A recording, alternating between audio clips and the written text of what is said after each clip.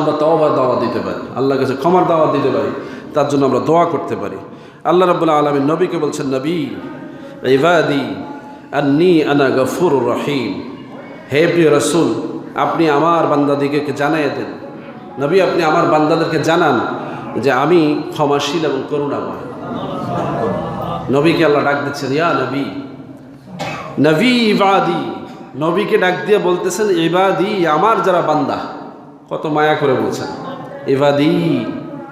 এই ইবাদি শব্দের অর্থ বোঝেন আমার বান্দা। একজন সুলতান ছিলেন আব্দুল হামিদ, ওসমানীয় খেলাফতের একজন খলিফা। একজন লোক এসে তাকে বলছে যে রাসূলুল্লাহ সাল্লাল্লাহু আলাইহি সাল্লাম বলেছেন যে আপনার কাছে আমার ঋণ আছে, এটা পরিশোধ করার জন্য। তো ঋণগ্রস্ত ব্যক্তির এই আবেদন শুনে মন্ত্রী তাকে ঢুকতে দিচ্ছে না, ওজির তাকে ঢুকতে দিচ্ছে না রাজার কাছে। বলে কি, সাধারণ এক প্রজা রাজার কাছে টাকা ঋণ পাবে এটা বলতে আসছে? আপনারা এগুলো দেখেছেন, এগুলো ইউটিউবে ভাসতেছে, ঘটনা সত্য। তো তার সামনে যখন আনা হলো, সে বলতেছে তুমি বলো যে রাসূল কি বলেছেন। তো যিনি স্বপ্ন দেখেছেন তিনি বলছেন যে রাসূলুল্লাহ বলছেন আমার হামিদের কাছে যাও, আমার হামিদের কাছে যাও। এই একটু বলার পরেই থামিয়ে দিয়েছে। এক তোড়া মানে এক রাজাদের এক একটা প্যাকেট আছে, মোহরের প্যাকেট, বেসুমার টাকা পয়সা থাকে, দিয়ে দিয়েছে। আবার বলছে রাসূল কি বলছে, বলছে যে রাসূল বলছে আমার হামিদের কাছে যাও।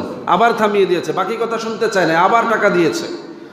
আবার তৃতীয়বার জিজ্ঞেস করছে রাসূল কি বলছে, বলছে আমার হামিদের কাছে যাও। আবার টাকা দিয়েছে। তিনবার দেওয়ার পরে মন্ত্রী ভয় পাচ্ছে যে এইভাবে শুনতে শুনতে উনি রাজকোষ খালি করে ফেলবে, তাও থামবে না, কারণ রাসূলুল্লাহ বলছে আমার হামিদ, আমার হামিদ। সুবহানাল্লাহ। কে বলেছে?